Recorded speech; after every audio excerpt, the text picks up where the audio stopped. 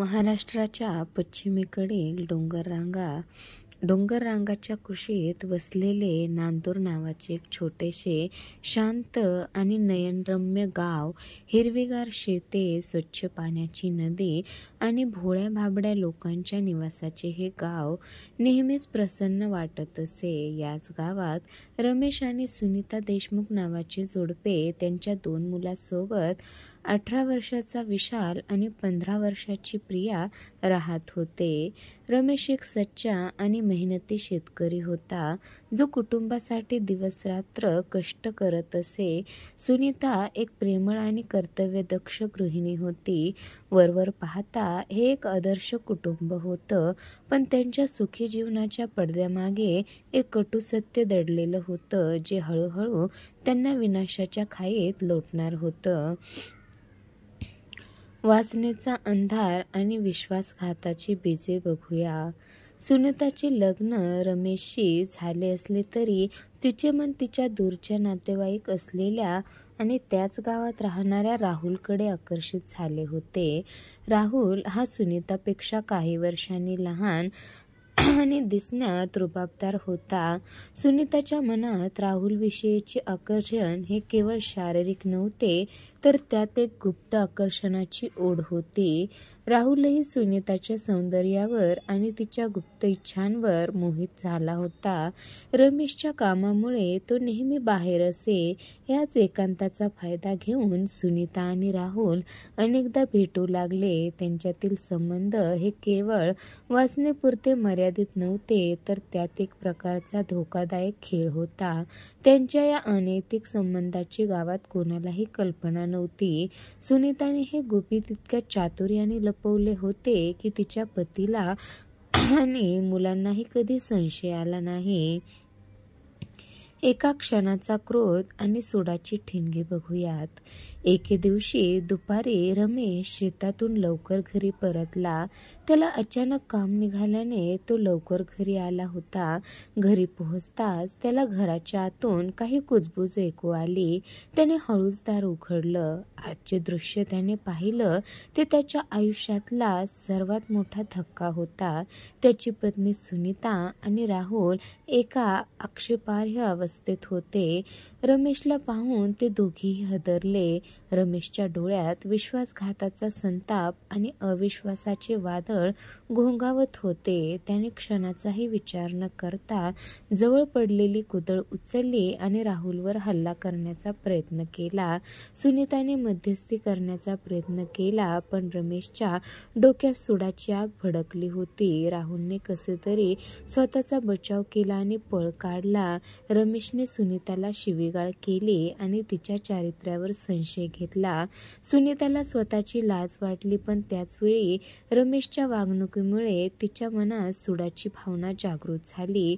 तिने ठरवले की रमेशला धडा शिकवायचा. आता पाहूया अघोरी कट आणि मुलांचा बळी बघूया.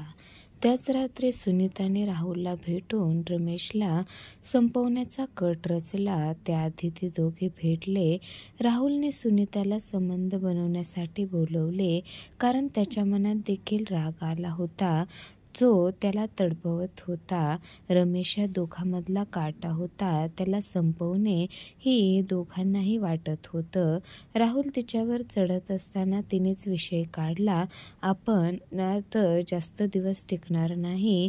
ही आपली शेवटची भेट असेल. राहुलला ते नको होतं. त्याला सुनीता खूप आवडत होती. तो म्हणाला, नाही, मी तुला कधीच सोडणार नाही. तेव्हा सुनीता म्हणाली, त्यावर एकच उपाय, रमेशला कायमचं संपवायचं. राहुललाही रमेशमुळे अपमानित झाल्यासारखे वाटत होते, त्यामुळे तो लगेच तयार झाला. रमेशचा काटा काढण्यासाठी त्यांनी एक भयंकर योजना आखली. त्यांच्या योजनेप्रमाणे दुसऱ्या दिवशी मध्यरात्री जेव्हा रमेश गाढ झोपलेला असेल, तेव्हा राहुल घरात प्रवेश करेल आणि सुनीता त्याला मदत करेल. योजनेनुसार राहुल मध्यरात्री रमेशच्या घरात शिरला. सुनीताने दार उघडले. ते दोघे रमेश झोपलेल्या खोलीत गेले. राहुलने रमेशच्या डोक्यावर लाकडी उडक्याने जोरदार प्रहार केला. रमेश जागे होण्यापूर्वीच त्याचा जीव गेला. पण या क्रूर हत्येची कृत्याची साक्षीदार होती त्यांची 15 वर्षाची प्रिया. ती पाण्याच्या आवाजाने जागी झाली होती आणि तिने राहुलला घरात येताना पाहिलं. तिने आपल्या डोळ्यांनी वडिलाचा खून होताना पाहिला. भीतीने ती ओरडली, बाबा.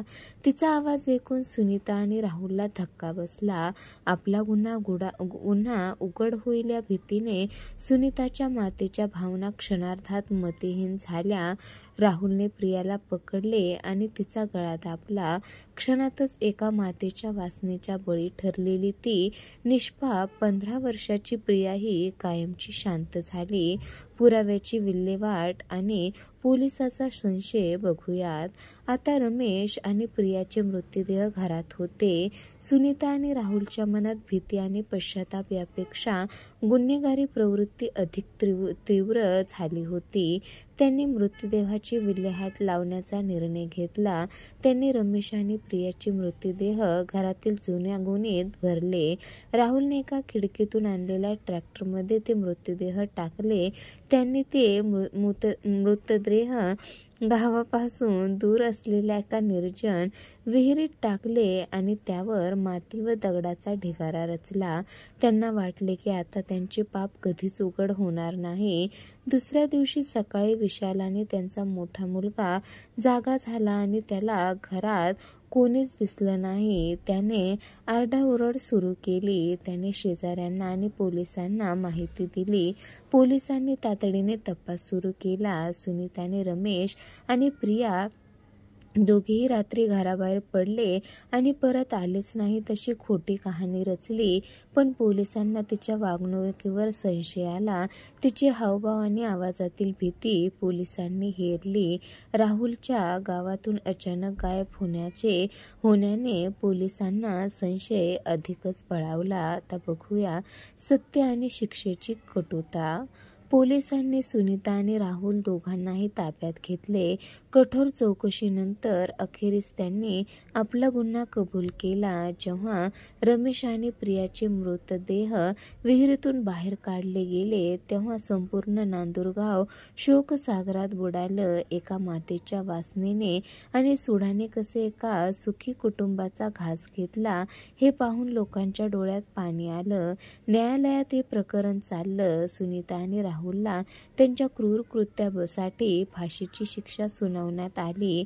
वासनेच्या आहारी जाऊन एका क्षणाच्या क्रोधाने आणि सुडाच्या भावनेने एका कुटुंबाची कशी राखरांगोळी केली हे या घटनेतून स्पष्ट झाले. ही कथा केवळ एका खुनाची नाही तर अनैतिक संबंध, वासना आणि क्रूरता माणसाला कोणत्या नीच पातळीवर नेऊ शकते याची एक भीषण उदाहरण आहे. आजही नांदूर गावातील लोक या घटनेची आठवण करतात तेव्हा त्यांच्या मनात भीती, दुःख आणि क्रोधाची लाट उसळते. तर मित्रांनो, काय वाटतं तुम्हाला या कथेबद्दल नक्की कमेंट करून सांगा आणि अशाच कथा ऐकण्यासाठी आपल्या चॅनलला नक्की सबस्क्राईब करा.